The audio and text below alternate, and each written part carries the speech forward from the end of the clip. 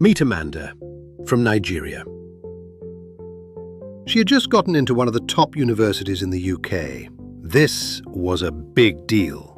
Excitement, celebration, plans, everything. For weeks she was preparing, packing, checking her documents, imagining what life would look like when she finally arrived.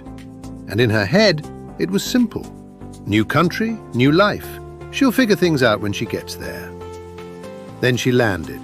And that's when the shock started. Because the moment Amanda stepped out of the airport, everything felt different. Back home, noise, movement, energy everywhere, people talking, cars honking, life happening all at once. But here, silence. Not normal silence, the kind of silence that makes you pause.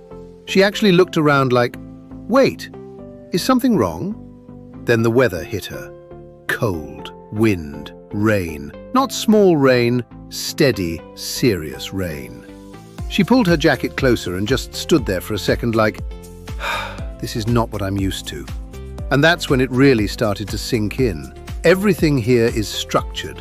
People don't just move anyhow. There's a system.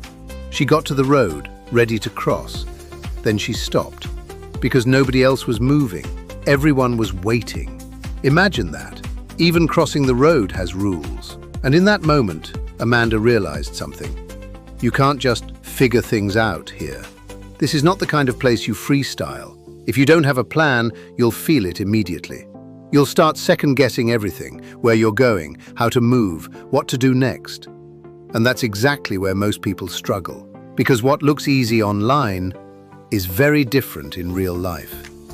Amanda learned that fast. So if you're planning a trip, whether it's school, vacation, or anything, don't just go with vibes. Plan it properly.